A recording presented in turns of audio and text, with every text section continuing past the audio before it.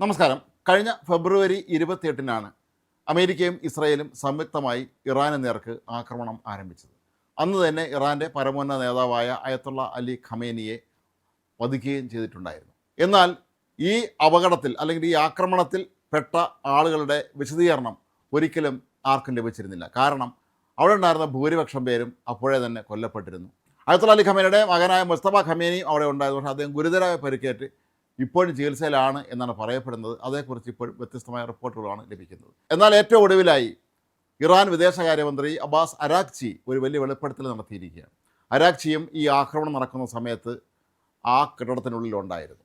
വളരെ പ്രധാനപ്പെട്ട ഒരു 3 വിഷയങ്ങളിൽ, പ്രതിരോധം ഉൾപ്പെടെയുള്ള വിഷയങ്ങളിൽ തങ്ങൾ ഗൗരവതരമായ ചർച്ച നടത്തുന്നതിനിടയിലാണ് അതിശക്തമായ തോതിലുള്ള സ്ഫോടനങ്ങൾ നടന്നത് എന്നാണ് അദ്ദേഹം ഇപ്പോൾ ഒരു ഇറാനിയൻ മാധ്യമത്തിന് നൽകിയ അഭിമുഖത്തിൽ വെളിപ്പെടുത്തിയിരിക്കുന്നത്. തുടരെ ഭൂമി കുലുങ്ങുന്നത് പോലെയുള്ള അത്രയും വലിയ ശബ്ദത്തോടു കൂടിയുള്ള 2 സ്ഫോടനങ്ങൾ ആദ്യം താൻ കേട്ടു. ഒപ്പമുണ്ടായിരുന്ന മറ്റൊരു ഉദ്യോഗസ്ഥൻ്റെ കൈ പിടിച്ച് ഓടി രക്ഷപ്പെടാൻ ശ്രമിക്കുകയായിരുന്നു. ആ കെട്ടിടം മുഴുവൻ പൊളിഞ്ഞു വീഴുകയായിരുന്നു. ഈ കെട്ടിടത്തിലെ വാട്ടർ ടാങ്കുകളെല്ലാം തന്നെ പൊട്ടിത്തെറിച്ച് അതിൻ്റെ വെള്ളം തങ്ങളുടെ ശരീരം മുഴുവൻ ഒഴുകുകയായിരുന്നു. അങ്ങനെ ജീവന് വേണ്ടി 4 വഴിക്കും താൻ ഓടുകയായിരുന്നു. ഒടുവിൽ എങ്ങനെയോ തെരുവിലെത്തി, റോഡിലെത്തി. തൻ്റെ കാർ നോക്കുമ്പോൾ അത് തവിട് പൊടിയായി കിടക്കുന്നു. അങ്ങനെ ടെഹ്റാൻ നഗരത്തിലൂടെ ഓടി ഒടുവിൽ ഒരു വഴിയെ പോയ കാർ കൈയാണിച്ച് നിർത്തിയാണ് താൻ അതിൽ രക്ഷപ്പെട്ടത് എന്നാണ് അരാക്ചി ഇപ്പോൾ വെളിപ്പെടുത്തിയിരിക്കുന്നത്. മാത്രമല്ല അദ്ദേഹം പറയുന്ന വളരെ പ്രധാനപ്പെട്ട ഒരു കാര്യം, ഇപ്പോഴും താൻ കാറുകൾ മാറി മാറി കയറിയാണ് ടെഹ്റാനിൽ ജീവിക്കുന്നത് എന്നാണ്.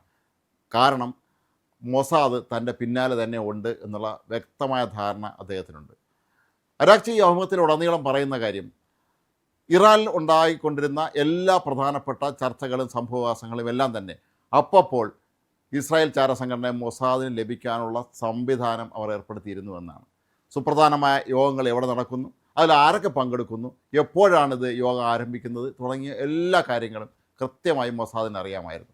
അതുകൊണ്ട് തന്നെയാണ് അവർ ഓരോ ആക്രമണങ്ങളും കൃത്യമായ പ്ലാനിങ്ങോടുകൂടി നടത്തുകയും തങ്ങളുടെ നേതാക്കന്മാരെ വധിക്കുകയും ചെയ്തത് എന്നാണ് അരാക്ചി ഇപ്പോൾ വെളിപ്പെടുത്തിയിരിക്കുന്നത്. അദ്ദേഹം പറയുന്നത് വിശ്വസിക്കാമെങ്കിൽ ഇറാനിലെ തന്നെ നിരവധി പ്രമുഖരായ വ്യക്തികൾ മൊസാദിൻ്റെ ചാരന്മാരായിരുന്നു എന്നുള്ളതാണ്. ഇവിടെ നമ്മൾ ശ്രദ്ധിക്കേണ്ടുന്നൊരു കാര്യം, ഇറാനിലെ മുൻ പ്രസിഡൻ്റായ നജാദ് പോലും ഇപ്പോൾ വീട്ടുതടങ്കലിലാണ്. ഇയാളും മൊസാദിൻ്റെ ചാരനായിരുന്നു എന്നാണ് ഇറാൻ സംശയിക്കുന്നത്. അതിൻ്റെ ഭാഗമായിട്ടാണ് അദ്ദേഹത്തെ ഇപ്പോൾ വീട്ടുതടങ്കലിലാക്കിയിരിക്കുന്നത് എന്നാണ് പറയപ്പെടുന്നത്.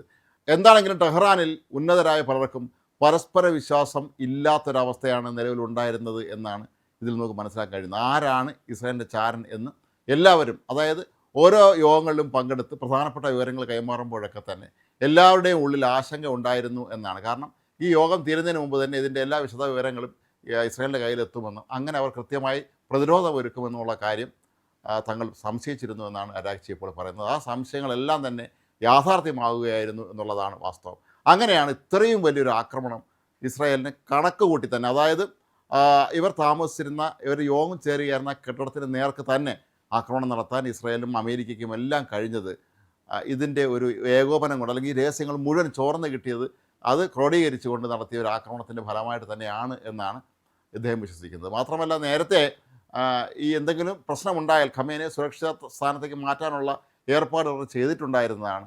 സുരക്ഷിത ബങ്കറുകളുണ്ടായിരുന്നു അവിടെ. പക്ഷേ എന്നിട്ടും ഇത്തരത്തിലുള്ള ഒരു പ്രധാന യോഗം ചേരാൻ അതീവ സുരക്ഷിത മേഖലയിലുള്ള അവരുടെ ഓഫീസിലെത്തുമ്പോഴാണ് ഇത്തരത്തിലുള്ള ഒരു ആക്രമണം ഇസ്രായേൽ നടത്തിയതെന്ന് പറയുമ്പോൾ ഇവരുടെ ഓരോ ചലനങ്ങളും മൊസാദിൻ്റെ അന്തരീക്ഷം നിൽക്കുന്ന ചാര ഡ്രോണുകൾ പകർത്തുകയായിരുന്നു എന്ന് തന്നെ വേണം കരുതാൻ. കാരണം ഇവർ കാറിൽ വന്ന് ഇറങ്ങുന്നത്, കെട്ടിടത്തിനുള്ളിലേക്ക് പ്രവേശിക്കുന്നത്, ഇതെല്ലാം തന്നെ കൃത്യമായി അതിസൂക്ഷ്മമായി അവർക്ക് അറിയാൻ കഴിയുമായിരുന്നു. അങ്ങനെ യോഗം എപ്പോഴാണ് ആരംഭിക്കുന്നത് എന്ന് പോലും അവർക്കറിയാമായിരുന്നു എന്നാണ് ഇപ്പോൾ അരാക്ചിയുടെ വാക്കുകൾ നമുക്ക് മനസ്സിലാക്കാൻ കഴിയുന്നത്. അങ്ങനെ യോഗം ആരംഭിച്ചതിന് തൊട്ട് പിന്നാലെ തന്നെയാണ് ഇത്തരത്തിലുള്ള ഒരു ആക്രമണം നടത്തി ഖമേനിയെയും ഒപ്പമുണ്ടായിരുന്ന പ്രധാനപ്പെട്ട ഇറാനിലെ നേതാക്കന്മാരെ എല്ലാവരെയും വധിക്കാൻ അമേരിക്കയും ഇസ്രായേലിനും കഴിഞ്ഞത്. നമുക്ക് ഓർമ്മയുണ്ട്, വർഷങ്ങൾക്ക് മുമ്പ് ഹിസ്ബുള്ളയുടെ ആസ്ഥാനം ആക്രമിച്ച് അവിടെ രഹസ്യയോഗം ചേരുകയായിരുന്ന ഹിസ്ബുള്ളയുടെ അന്നത്തെ തലവനായിരുന്ന ഹസൻ നസ്രുള്ളയും കൂടെ ഉണ്ടായിരുന്ന അയാളുടെ മേധാവികളെയും എല്ലാവരെയും ബങ്കർ ബസ്റ്റർ ബോംബുകൾ ഉപയോഗിച്ച് ഇസ്രായേൽ വധിച്ചത്. അതും ഇതുപോലെ കൃത്യമായി ലെവനിൽ അവർക്ക് ചാരന്മാരുണ്ടായിരുന്നു. ചാരന്മാർ വിവരങ്ങൾ ചോർത്തി കൊടുത്തിരുന്നു. ഈ ഒരു രീതി ഉപയോഗിച്ചുകൊണ്ട് തന്നെ അവർ അവിടെ നേരത്തെ പേജറുകൾ പൊട്ടിച്ചതും അതുപോലെ വോക്കി ടോക്കുകൾ ഉപയോഗിച്ച് സ്ഫോടനം നടത്തിയതും എല്ലാം തന്നെ.